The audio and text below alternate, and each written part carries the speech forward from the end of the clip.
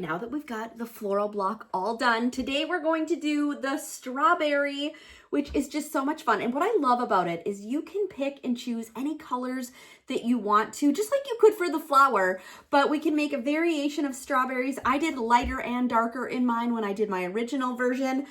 So you can play around, pick and choose different colors. The biggest part is to just have fun. So get your pieces cut and then come sew along with me and let's make this block together. I like to start by making all of my half square triangles first. So you're going to take your bigger squares and you're going to mark a line right down the diagonal. Pair them up as I've shown you in the pattern. And now what you're going to do to make two half square triangles out of each set is you're going to sew a quarter of an inch away from that line in the middle. Or if you are using this diagonal seam tape, you can use that as your guide as well. So we're going to sew on each side of the line. That way, when we cut these apart, we will have two half square triangles in each combination. I like to work in batches to get things done a little bit quicker, so I'm going to start by doing all of my half square triangles and then we'll come back for the next part of the process.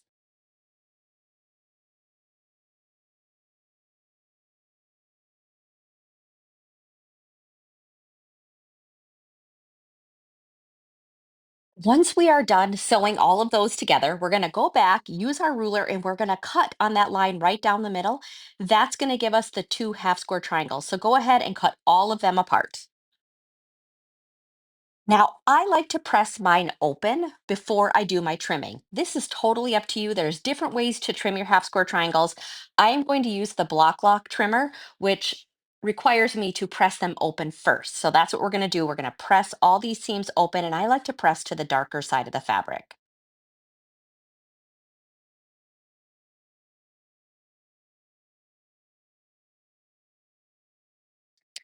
Now I'm using my block lock half square triangle trimmer. Like I said, there are different methods and different ways to do this.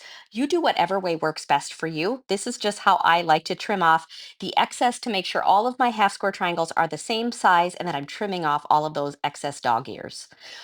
Once we've trimmed up all of the half square triangles, then we get to start putting our block together.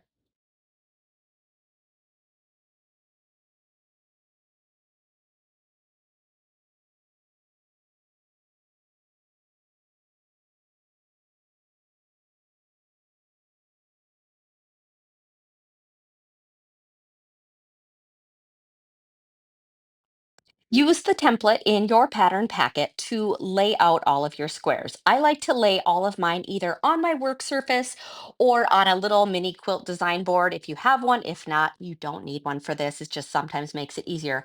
So go ahead and get all your blocks laid out, and then we're going to start putting our rows together.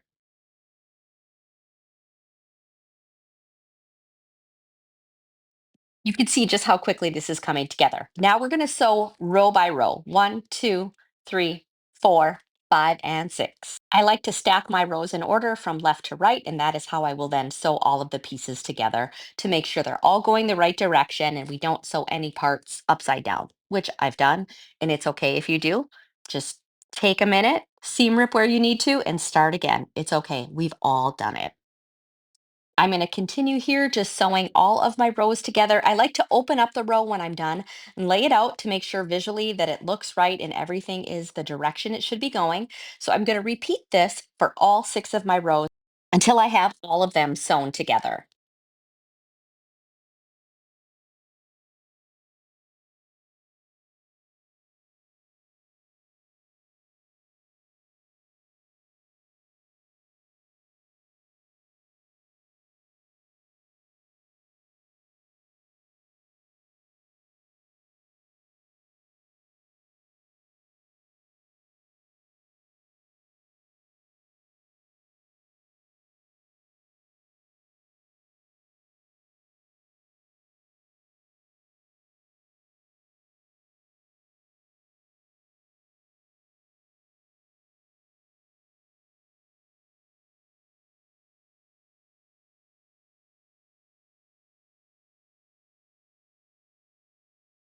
Once you have sewn all six rows, then you're going to take those rows to the ironing board before we finish our block. So what I like to do is lay them all out with the backside facing up. And I'm pulling every other row off to the side because I like to alternate my seams. And this is just the way it works best for me to remember which seams need to go which direction. I'm using a little spray starch here. You don't need to. This is personal preference if you want to. So I'm going to start with the first 3 rows, and I always like to press from right to left. So all 3 of these rows have the seams going over from the right to the left side. And that way, when I put these rows together, I'll be able to nest my seams very easily, which helps match things up a little bit better. Just a little tip and trick. You don't have to do it this way. It's just the way I prefer and what I find works best for me. But you can do whatever method you choose. Now, for the alternating 3 rows that I pulled out, I'm going to flip them around because for me, it's just comfortable to always sew from right to left. But essentially, I'd want to be sewing or ironing these from left to right. So I just flip them around so I can still press in a way that's just comfortable for me and what I'm used to. But these are technically upside down, they're going the other way. So when I flip them the right way, the seams will be going opposite directions for each row. So every other row, one will be going right, one will be going left. And that is what helps us nest our seams when we put the rows all together when we're done pressing.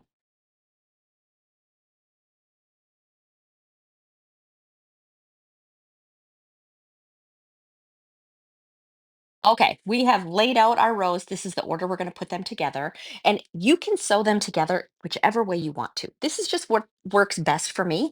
I like to pin each section together in the intersection. So I'm nesting my seams because one is going one way, one is going the other way. It allows the seams to nest really nicely together as we're pinning.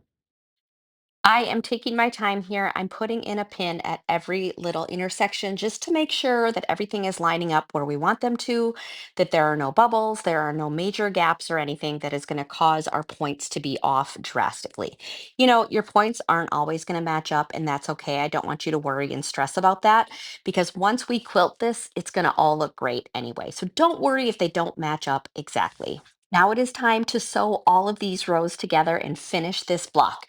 So make sure you're removing those pins as you go. I'm again sewing with a 1/4 of an inch seam allowance. I've been doing that consistently throughout this entire process, which is all listed for you in the pattern.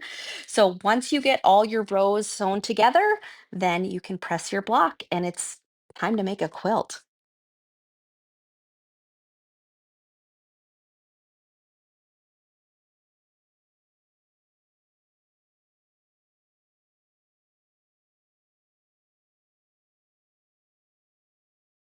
Well, there you go, friends. This is the completed strawberry block.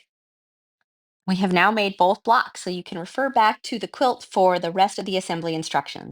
Wasn't that fun making this adorable patchwork strawberry block? So in case you missed it, we have another video showing you step by step how to make the flower, and you can watch that one right here. Now don't forget to hit that subscribe button and be sure you're following along for more fun tutorials.